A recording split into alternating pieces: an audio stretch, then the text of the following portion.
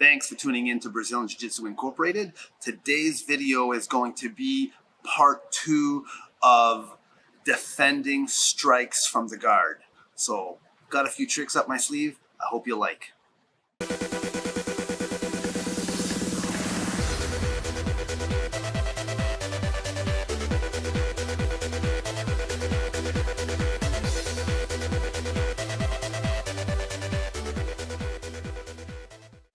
So I've attained control position number 1 from defending strikes to my face. I go now to transition to control position number 2 to get an offense going. So as I shrimp out, sometimes they square up and avoid. So I'll shrimp out and then I use that momentum with the thigh sweep to get to mount.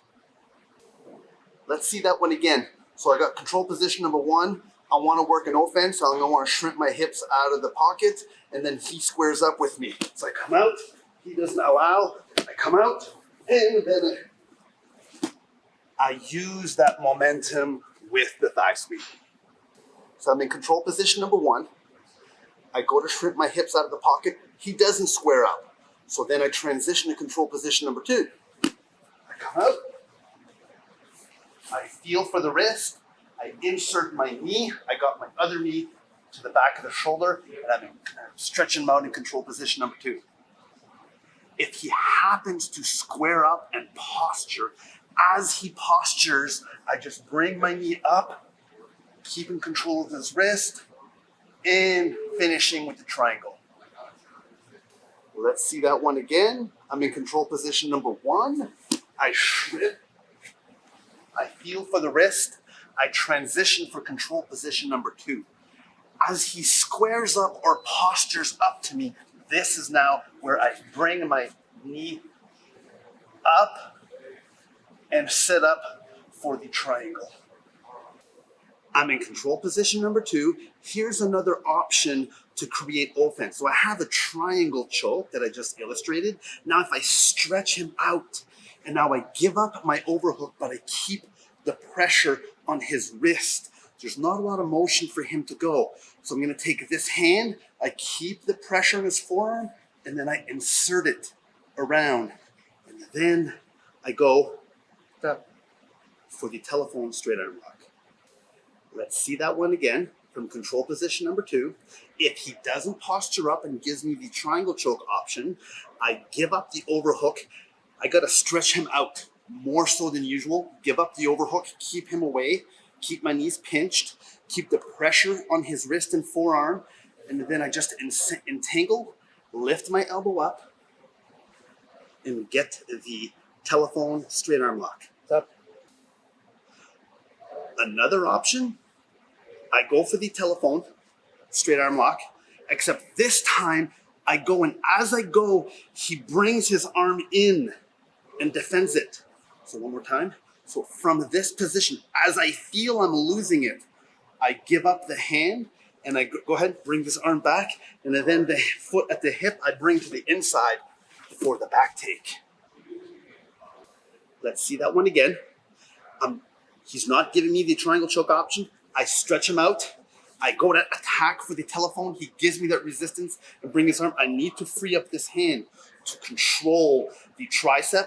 Then I bring the foot between, and then I opt out for the option to take the back. Before I get ahead of myself in this video, I just want to drive the point home what the purpose is.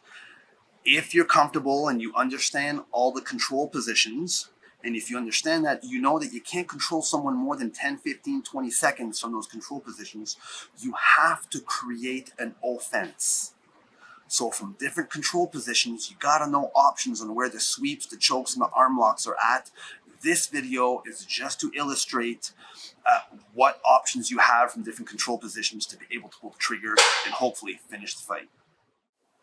From control position number 3, so if I have the triceps I'm controlling, I could slide down to the wrist if I would like. And from here, I just bring my knee up. I bring this leg in between my legs, shoot my hips up, and now I set up with the triangle choke, still controlling the arms.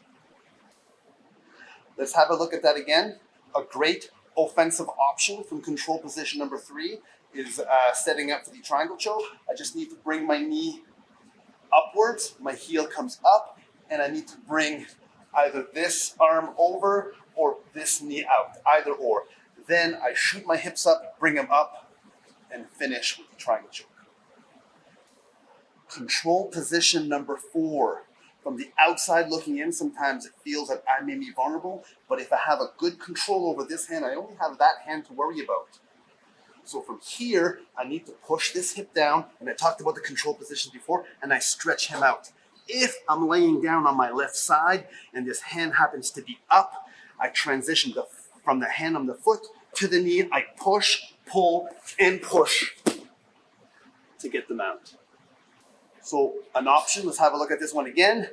An option from control position number 4, if I have a good stretched out position, I pull, the hand happens to be up, take the foot off the hip onto the knee, I push, I pull, and then I push with the foot to get them out.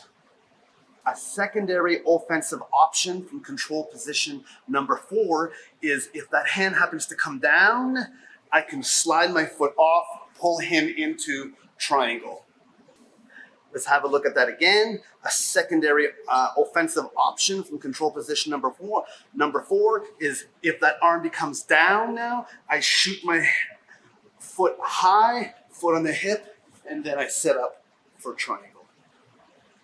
A third option from control position number 4 as an offensive option is now I pull the arm across this foot at the bicep, will transition in between.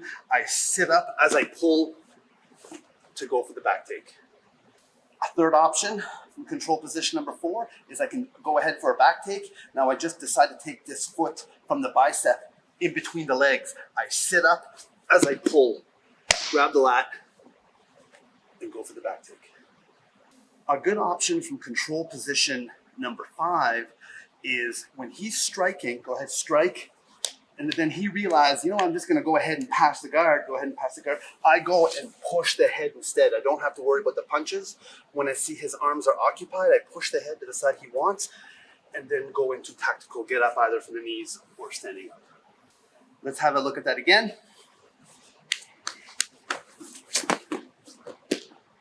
And I'm up. Guys, I hope you enjoyed this.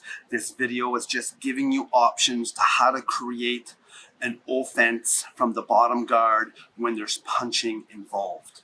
You have to be familiar with the control positions. You have to know Video 86 thoroughly. Put in your reps, put in some live reps in there, and then you'll find that once you can nullify the punches, that your offenses are there. So one can't be done without the other. So if you're just gonna go from guard, try to pull an offense without good fundamental control positions, you're gonna be less likely to succeed. Video 86 is peanut butter. This video here, 87, is the jam. Makes a great sandwich. I hope you like, and I look forward to seeing you in the mat soon.